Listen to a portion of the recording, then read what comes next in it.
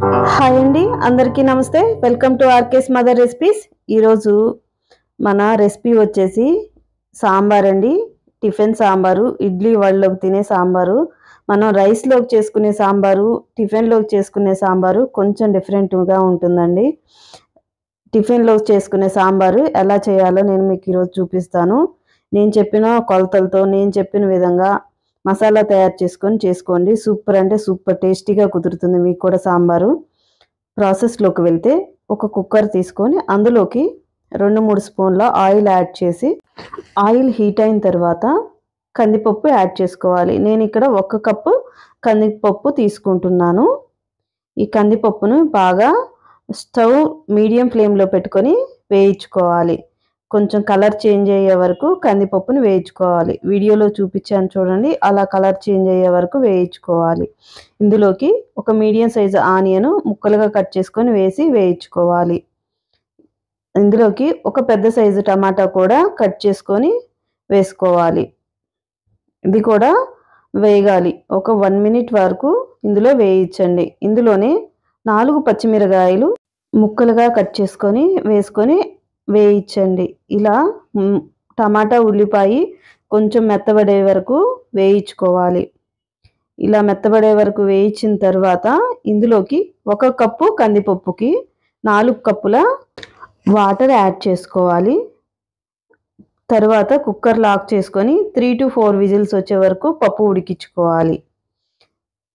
తర్వాత నేను తీసుకున్న క్వాంటిటీకి చింతపండు మీడియం సైజు నిమ్మకాయ సైజు అంతా చింతపండు తీసుకుంటున్నానండి. చింతపండు ఒక్కసారి శుభ్రంగా వాష్ చేసి ఇందులో వాటర్ పోసుకొని నానబెట్టుకోండి. చిన్న టిప్ ఏంటంటే అండి, వేడి నీళ్ళు పోసి నానబెట్టుకున్నాము అంటే చింతపండు త్వరగా నానుతుంది.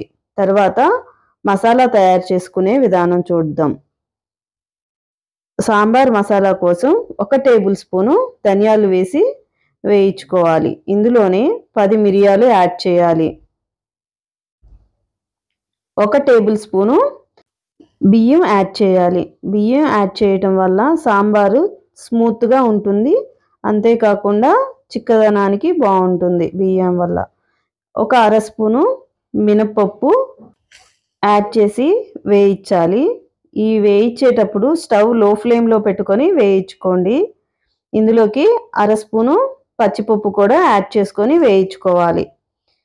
ఇలా వేగిన తర్వాత ఇందులోకి 1 స్పూను జీలకర్ర కూడా యాడ్ చేసి వేయించుకోవాలి. ఒక 10 మెంతు గింజలు కూడా యాడ్ చేసి వేయించుకోండి.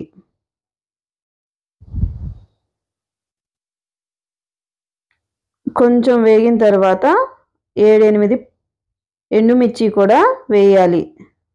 ఇవి కూడా వేయించాలి. ఇలా డ్రై రోస్ట్ చేసుకొని ఈ మసాలా అంతా వేరే ప్లేట్లోకి ట్రాన్స్ఫర్ చేసి పక్కన పెట్టుకోవాలి. అయిన తర్వాత మిక్సీ పట్టుకొని పక్కన పెట్టుకోవాలి. తర్వాత పొయ్యి మీద ఒక ప్యాన్ పెట్టి అందులోకి 2 టేబుల్ స్పూన్స్ ఆయిల్ యాడ్ చేసుకోవాలి. ఆయిల్ హీట్ అయిన తర్వాత ఇందులోకి మీడియం సైజు ఆనియన్ పొడవుగా ముక్కలుగా తరిగి ఇందులోకి యాడ్ చేయాలి.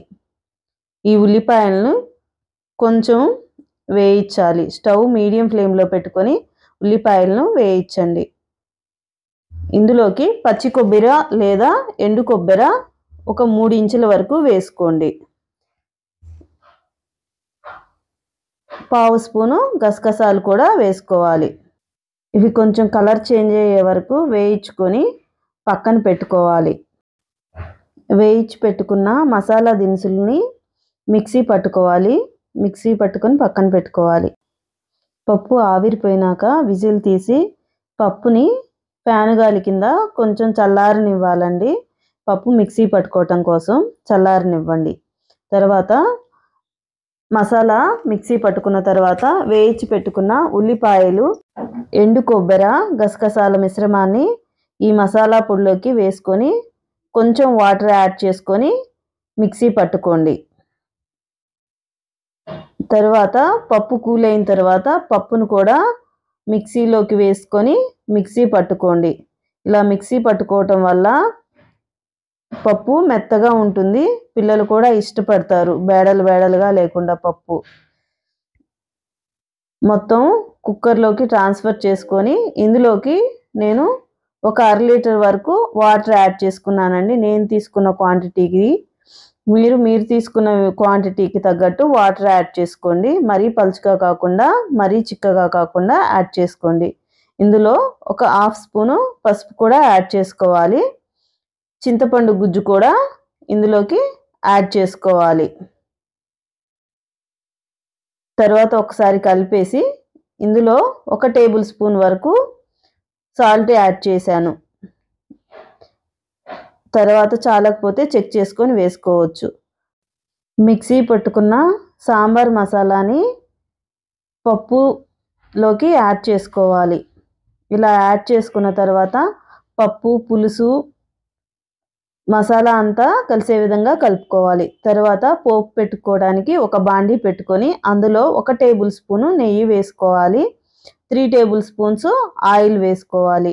నెయ్యి వేసుకోవటం వల్ల మంచి ఫ్లేవర్ వస్తుంది. నెయ్యి వేసుకోండి. హీట్ అయిన తర్వాత పచ్చిపప్పు, మినప్పప్పు, ఆవాలు, జీలకర్ర, ఎండుమిర్చి వేసి వేయించాలి. వేయించి కలర్ చేంజ్ అయిన తర్వాత ఇందులో కరివేపాకు కూడా యాడ్ చేసుకోండి. కరివేపాకు వేగిన తర్వాత కొంచెం మీ రుచికి తగిన విధంగా ఇంగువ కూడా యాడ్ చేసుకోండి.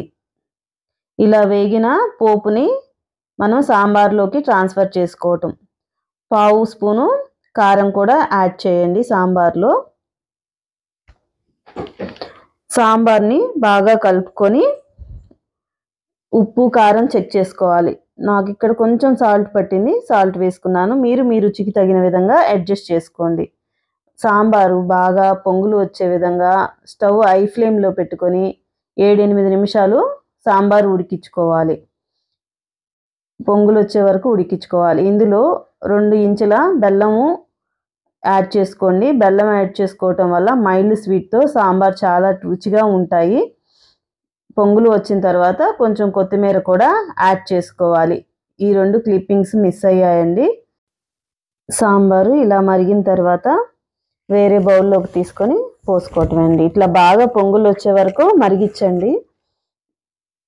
ఎంతో రుచికరమైన సాంబార్ అయితే రెడీ అయిపోయాయండి. ఇవి వేరే బౌల్లోకి ట్రాన్స్ఫర్ చేసుకుంటున్నాను.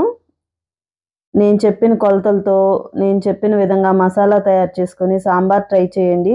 చాలా అంటే చాలా బాగుంటుందండి. ఇడ్లీ వడలోకి మీరు నేను చెప్పిన విధంగా సాంబార్ ట్రై చేసి మీ ఇంట్లో వాళ్ళకి సర్వ్ చేయండి. వాళ్ళు మీరు చేసిన సాంబార్కి ఫిదా అయిపోతారు. సూపర్ అంటే సూపర్ టేస్ట్గా ఉంటుంది నిజంగా. ఒకసారి మీరు ట్రై చేసినాక మీకు ఎలా కుదిరింది అనేది నాకు కామెంట్ రూపంలో తెలియచేయండి. నా వీడియో కనుక మీకు నచ్చినట్లయితే నా వీడియోని లైక్ చేసి మీ ఫ్రెండ్స్ అండ్ ఫ్యామిలీ మెంబర్స్కి షేర్ చేయండి. వీడియో నచ్చిన వాళ్ళు ఖచ్చితంగా లైక్ చేయండి. మీరు ఇచ్చే లైక్ మాలాంటి కొత్త వాళ్ళకి చాలా ఎంకరేజ్మెంట్గా ఉంటుంది. మరికొన్ని రుచికరమైన వంటల కోసం ఆర్కేస్ మదర్ రెసిపీస్ని సబ్స్క్రైబ్ చేసుకోండి. పక్కనే ఉన్న ఆల్ అనే బెల్ ఐకాన్ని ప్రెస్ చేయండి. నేను వీడియో పెట్టిన వెంటనే మీకు నోటిఫికేషన్ వస్తుంది. Thank you for watching.